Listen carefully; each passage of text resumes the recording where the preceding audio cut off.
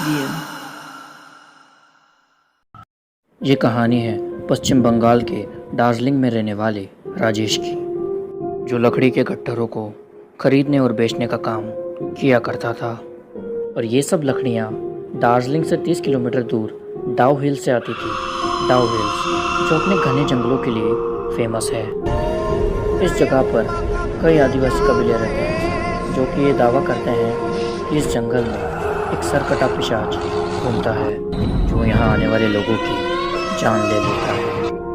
और एक बार जब राजेश लकड़ियों की साइड पर गया तो वो दिन भर डाउ हिल्स पर लकड़ियों को ट्रक में लादने का काम करते रहे और शाम तक सारे ट्रक लदकर वापसी कर चुके थे। लेकिन एक ट्रक अभी भी लदना बाकी था और सारे ड्राइवर और मजदूर वहाँ से चले गए थे।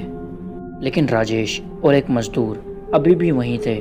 उन्हें ये सब काम करने में काफ़ी टाइम लग गया और तब तक उस जंगल में काफ़ी अंधेरा हो चुका था। और जब उन दोनों ने अपना काम खत्म करके वापस जाने के लिए अपना ट्रक स्टार्ट किया तो वो ट्रक स्टार्ट नहीं हो रहा था। उस ट्रक में कुछ टेक्निकल प्रॉब्लम आ गई थी।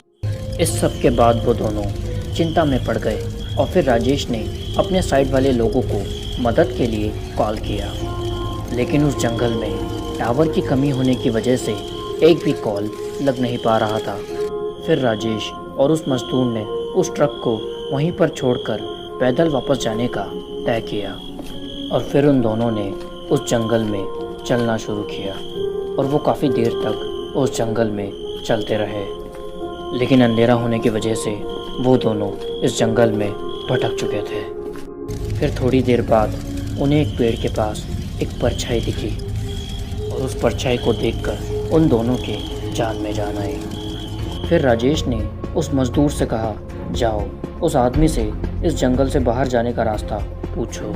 और जब वो मजदूर उस आदमी के पास जाकर बाहर जाने का रास्ता पूछता है तो वो देखता है कि उस आदमी का सर कटा हुआ है और उसका पूरा शरीर गला हुआ है।